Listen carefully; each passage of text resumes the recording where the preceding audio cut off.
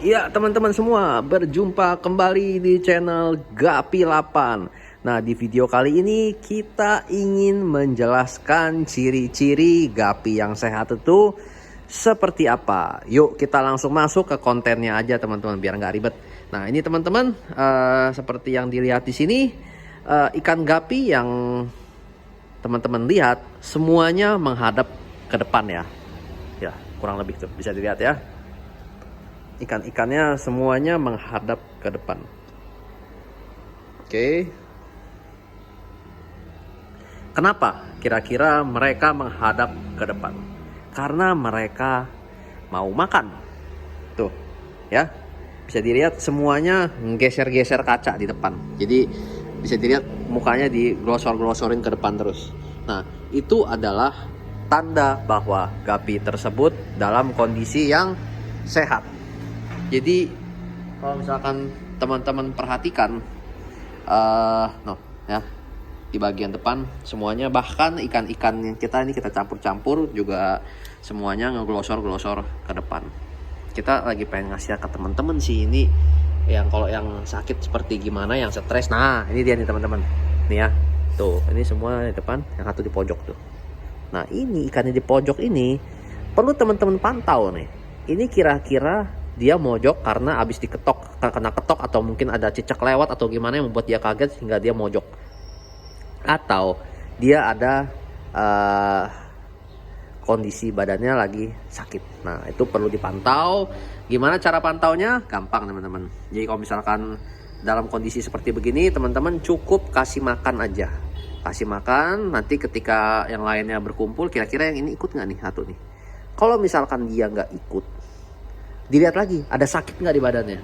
Kalau memang ternyata badan juga nggak sakit tapi makannya nggak mau, lebih baik kalau saran saya dipindah aja teman-teman. Ikan-ikan dalam kondisi yang begini teman-teman nih, yang model-model mojok-mojok atau mungkin yang berenangnya agak lesu, agak lemes, itu perlu langsung dipindah aja dulu, diganti. Cuma ini tips ya teman-teman ya, ketika teman-teman ingin memindahkan ikan yang sakit nih, ini tips dari kita nih. Teman-teman jangan memberikan air yang 100% dari air sini.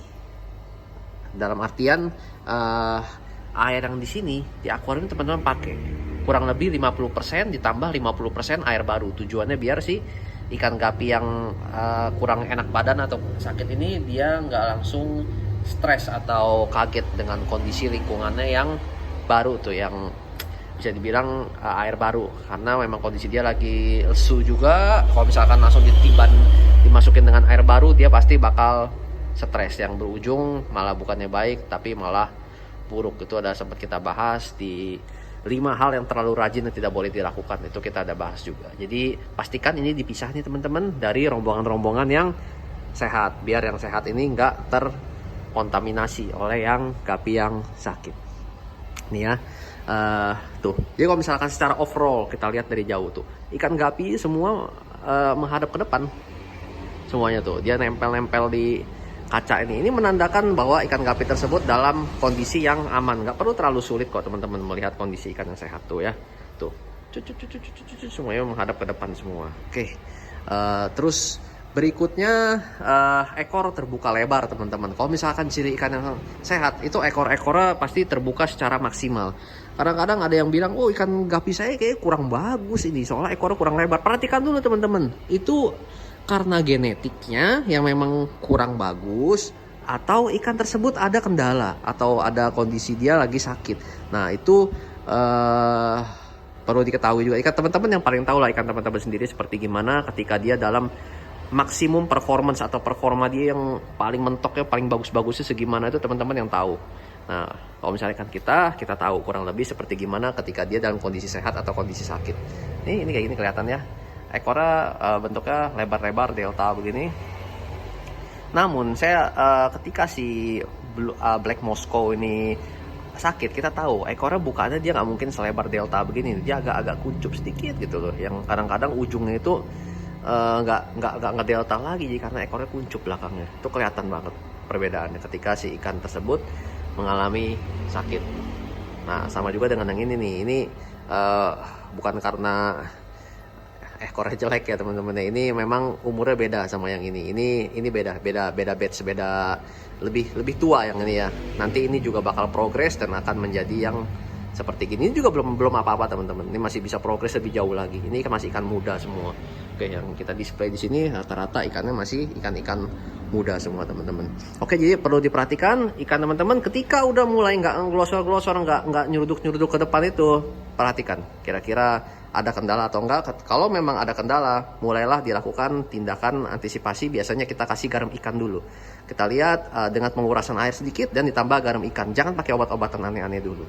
Cukup dulu segitu pakai garam dan air diganti sedikit. Lihat kondisinya udah membaik belum. Kalau misalkan masih belum baik, kasih makan nggak mau, udah stop dulu kasih makannya. Kurang lebih sehari 2 hari stop kasih makan. Jangan dikasih makan dulu sampai nanti kasih makan sedikit-sedikit. Dia udah mulai makan dikit-dikit sedikit terus, gak apa-apa. 1 minggu teman-teman, 1 minggu kasih sedikit-sedikit makannya, kasih sedikit lagi. Jangan langsung udah misalkan teman-teman lihat nih ikan gapi teman-teman kelihatan udah sehat, langsung dikasih makan banyak-banyak. Jangan. Kalau misalkan ikan baru sembuh dari sakit, tetap kasih sedikit-sedikit aja. Intinya ikan gapi tersebut harus tampak lapar dan tampak bergerak terus. Yang penting kita kasih makan dikit-dikit, ikan gapi makan. Itu udah cukup banget untuk mereka pemulihan dari sakit. Karena kondisinya ketika teman-teman udah ngeliat ikan gapi udah sehat, terus dihajar makan, seneng dong ngeliat ikan gapi sehat, dihajar makan kebanyakan, nanti kondisi airnya jelek, kotor, sakit lagi. Oke, kelihatannya segitu dulu teman-teman penjelasan kita mengenai kondisi ikan gapi yang sehat seperti apa, biar teman-teman bisa menanggulangi ketika ikan gapi teman-teman terlihat sakit. Semoga bermanfaat, dan bagi teman-teman yang ingin melihat konten ikan gapi atau mengenai breeding dan informasi lainnya mengenai ikan gapi, jangan lupa untuk di subscribe di channel kita di Gapi 8.